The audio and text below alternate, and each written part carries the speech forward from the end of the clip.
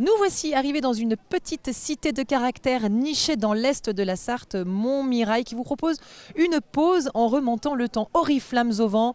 Nul doute, nous sommes bien au Moyen-Âge, des odeurs alléchantes viennent vous titiller les narines, feu de bois, fumée, des plats en train de mijoter, puis des artisans et leurs étals où on retrouve bijoux, objets en cuir, enfin tout y est, pour vous offrir un moment suspendu dans le temps. C'est parti pour la fête médiévale, allez suivez-moi. Je viens de retrouver Kathleen Michel qui est responsable événementiel au château de Montmirail et qui accessoirement est membre à l'association Mons Mirabilis. Ça va Kathleen? Ça va bien, bonjour. Bonjour. Merci. Bon alors déjà pour commencer, on est dans le bain, c'est-à-dire que vous avez une tenue absolument charmante, délicieuse. C'est de quelle époque? Alors c'est tout à fait une tenue médiévale, alors un petit peu héroïque fantasy sur les bords quand même parce que c'était ma préférence esthétique, mais ça reste quand même tout à fait dans le thème médiéval qui est en fait la première époque de construction du château. Alors justement, donc là on est sur la fête médiévale de Montmirail, village et château confondus. Depuis quand existe cet événement? Alors la première fête médiévale à Montmirail c'était en 2004 et donc là si on enlève les années Covid c'est la 18e édition. 18e édition, merveilleux. Combien y a-t-il de bénévoles? Parce que c'est quand même un événement colossal, c'est sur 3 jours, c'est ça? Alors non, c'est sur 2 jours. Depuis hier après-midi, il y a à peu près 40 bénévoles dans l'association. Et donc tout le monde s'est relayé depuis 6 mois pour mettre en œuvre tout ce que vous voyez aujourd'hui. Formidable. Et alors du coup, faites-nous rêver, qu'est-ce qu'on va trouver sur le site Alors, on trouve en premier lieu en arrivant un marché médiéval, donc en bas sur la place du château avec des artisans locaux. Le but c'est de mettre en valeur l'artisanat local. Et lorsqu'on rentre dans le parc du château, alors là on est complètement dans le bain, on commence par tomber sur un campement médiéval. Et après il y a plein d'animations tout au long de la journée. Il y a des déambulations avec des voiles, il y a des jongleurs, il y a des échassiers et un grand spectacle équestre cet après-midi. Oui, ça c'est la nouveauté de cette édition. Oui, c'est ça. On a décidé de se renouveler un petit peu. On avait l'habitude de faire venir des fauconniers. On s'est dit, on ne lasse pas les gens, on change, on se renouvelle. Formidable. Alors là justement en parlant de gens qui se produisent entre les trouvères, les troubadours et le spectacle équestre, là derrière nous on a donc un monsieur qui est très habile de ses mains a priori.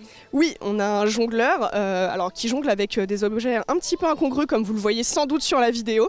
Et donc son clou de spectacle, il crache du feu. Donc Mais fallait pas le dévoiler Kathleen, ça devait être la surprise pour les spectateurs et spectatrices. Qu'est-ce que c'est que cette histoire?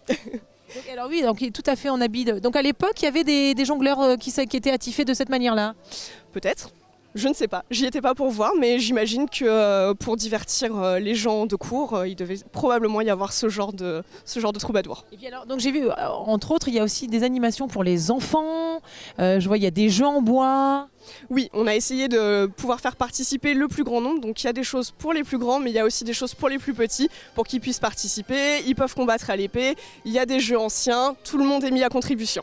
Combattre à l'épée? Mais ça m'intéresse ça, combattre à l'épée. Je peux tester moi? Ah bah oui, moi j'espère bien, je vous y invite.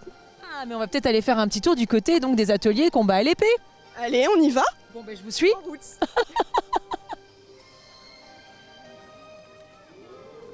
Le combat était un art à l'époque et ici tout part des archives. Est-ce que vous pouvez nous expliquer de quoi il s'agit? Alors nous on pratique les arts martiaux historiques européens. L'objectif est de partir de sources du XIIIe, XIVe, XVe siècle qui nous ont été laissées, retrouvées dans les archives. Il y a du travail d'historien qui permet de faire la numérisation, la traduction et nous après on fait l'interprétation de la source. On va retravailler le geste comme il nous a été décrit et on va essayer de reconstruire un art martial global, quelque chose qui a été perdu, qui n'a pas été transmis jusqu'à nous. Donc il y a des gestes types, j'imagine? Oui, il y a des gestes types qui nous sont arrivés. Il faut qu'on essaie de les pratiquer au plus juste de ce qu'on en comprend. Et qui sont au nombre de combien? Les gestes? Oui. Eh ben, moi aujourd'hui je peux vous en montrer 2, c'est les gestes basiques. Après, le nombre de pièces, selon les sources, on a 400 pièces à peu près. Enfin 400 sources et chaque source a un nombre de pièces un peu différent. Donc je n'ai pas de nombre à vous montrer. C'est le combat comme on le connaît, c'est-à-dire avec une armure Il y a différentes sources, il y a quasiment une source pour chaque chose. Il y a des sources avec du combat en armure, il y a des sources pour du combat de duel judiciaire ou duel d'honneur, où là les gens sont sans armure et du coup la pratique n'est pas la même et chaque source a ses spécificités. Et voilà. Moi j'ai bien envie de tester. Alors j'ai pas voulu tester le cracheur de feu parce que je me suis dit qu'avec mes cheveux ça allait pas le faire. Mais là pour le coup l'épée j'ai bien envie. Donc vous voulez bien me... C'est parti, on va faire de l'épée longue germanique du XIVe siècle. De l'épée longue germanique du XIVe siècle. Là-bas, c'est tout un programme cette affaire. Allez, on y va. Je vais poser mon micro parce qu'avec le micro, il faut que je le fasse avec mes 2 mains, n'est-ce pas? Avec les 2 mains.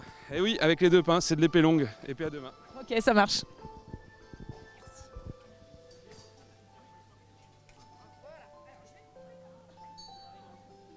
Alors, donc le premier coup de base. Donc, qu'est-ce qu'il faut faire? La posture, c'est quoi? Alors le premier coup, c'est un coup qui va venir du haut. Posture, on a un pied devant, un pied en arrière. Pas aligné, un petit peu écarté. Et il faut être dans une position où on puisse faire un squat sans se renverser. Il faut rester stable et il faut pouvoir encaisser un adversaire qui va vous foncer dessus et pouvoir se baisser promptement si on vous attaque. Donc voilà, le premier coup, il se fait comme ça. On va venir frapper en diagonale au niveau de l'oreille de l'adversaire pour lui trancher jusqu'au menton. Donc, on fait un pas légèrement sur le côté. Et en faisant un pas légèrement sur le côté pour sortir un peu de la ligne et ne pas risquer de se prendre le même en symétrique. C'est ça. En plus, les épées sont assez lourdes. Hein, quand même. Et voilà, les épées elles font entre 1,1 kg et 1,5 kg. Donc nous, on utilise des reproductions en nylon qui sont fidèles au niveau du poids et de l'équilibre. Évidemment, c'est celle que je vais utiliser pour pas me blesser. Exactement. Alors ensuite, le deuxième coup. Le deuxième coup, c'est un coup qui vient du dessous. Et on va faire décrire à son épée un arc de cercle qui va partir vers l'arrière dans un premier temps et qui va remonter au niveau des côtes de l'adversaire et finir en suspension devant pour se protéger d'un éventuel coup qui viendrait. Et une fois qu'on est aguerri donc, sur ces 2 coups, après on s'entraîne sur un espèce de... Sur un mannequin, on essaie de frapper le mannequin en gérant la distance.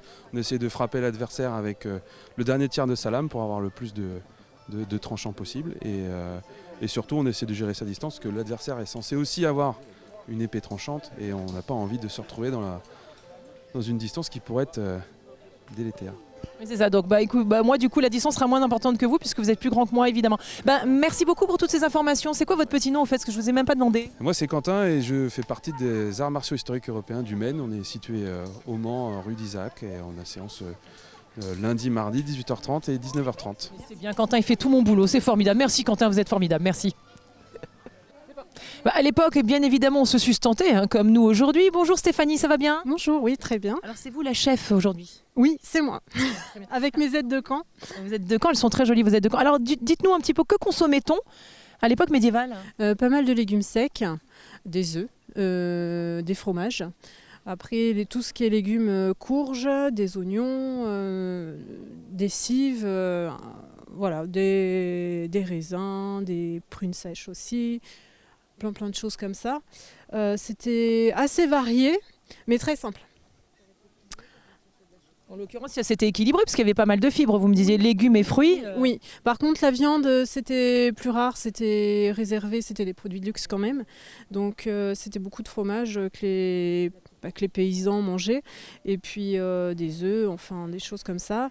Les pois, il n'y avait pas de pommes de terre. Étonnant. Non, pas de pommes de terre. Donc la pomme de terre est arrivée plus tard. Après, dans le sud médiéval, il y avait les agrumes aussi. Ah, donc les agrumes, c'est ce qu'on voit là qui est en train de parce que ça a l'air très bon, ce qui mijote, hein, ça donne envie, ça sent bon.